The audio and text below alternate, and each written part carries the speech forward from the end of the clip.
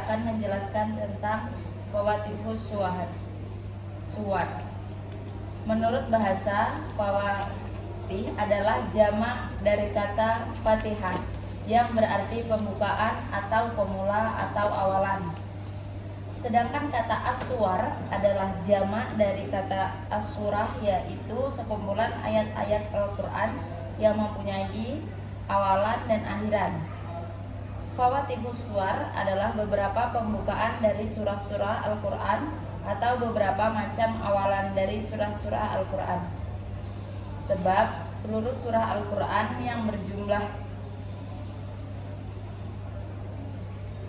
114 buah surah itu dibuka dengan 10 macam pembukaan. Tidak ada satu surah pun yang keluar dari 10 macam pembukaan itu. Dan tiap-tiap macam pembukaan itu mempunyai rahasia atau hikmah tersendiri, hingga perlu sekali untuk dipelajari. Istilah fawatihus suwar ini sering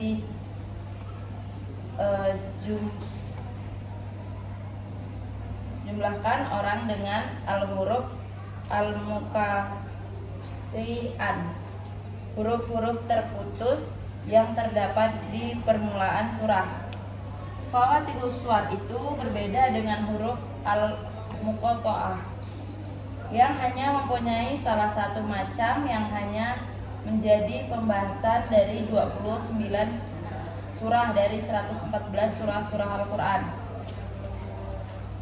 Contoh yang pertama, pembukaan dengan pujian. Yang kedua, pembukaan dengan huruf terputus, pembukaan dengan satu huruf, pembukaan dengan 2 huruf, pembukaan dengan 4 huruf, pembukaan dengan 5 huruf. Yang ketiga, pembukaan dengan panggilan. Yang keempat, pembukaan dengan kalimat. Yang kelima, pembukaan dengan sumpah. Yang keenam, pembukaan dengan syarat. Yang ketujuh, pembukaan dengan kata kerja perintah.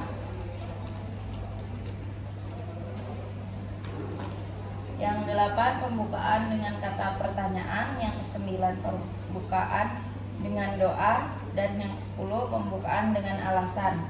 Tentang aksamul Quran.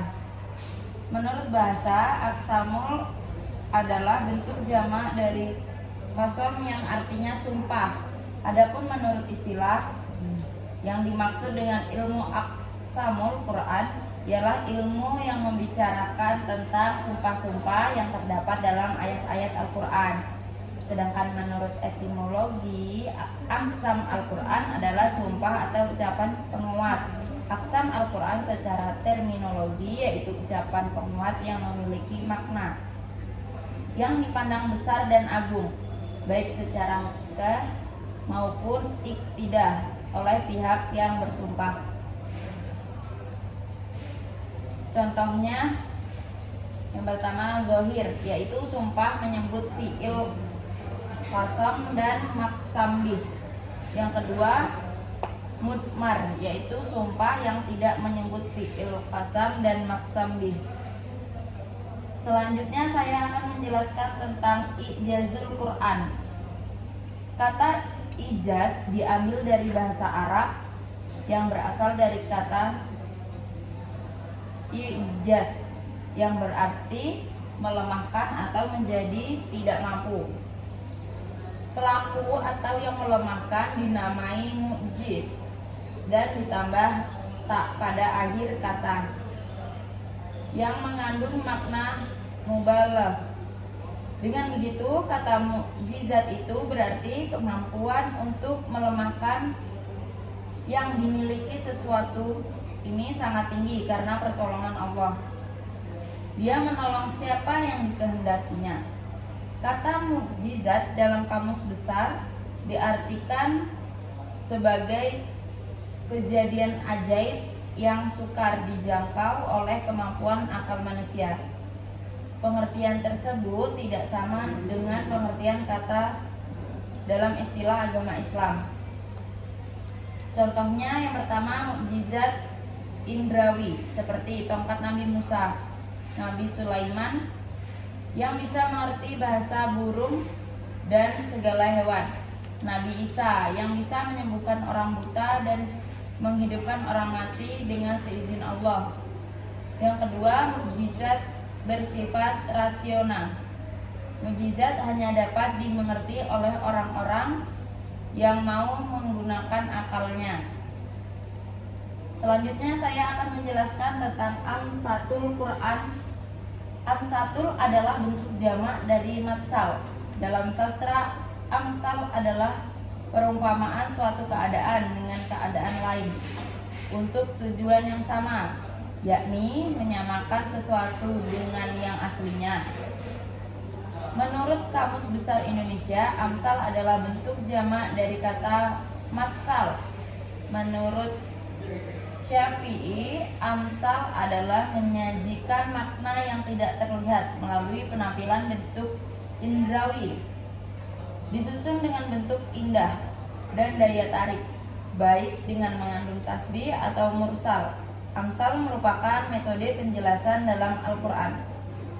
Contohnya yakni yang pertama amsal musyarohah, yang kedua amsal kamimah, dan yang ketiga amsal murasalah, kata yang tidak menggunakan kata yang jelas. Selanjutnya saya akan menjelaskan tentang qashasul Quran. Menurut bahasa, qasah jamak dari kisah, artinya kisah, cerita, berita atau keadaan. Sedangkan menurut istilah, qashasul Quran ialah kisah-kisah dalam Al-Quran tentang para nabi dan rasul, mereka serta peristiwa yang terjadi pada masa lampau, masa kini, dan masa yang akan datang.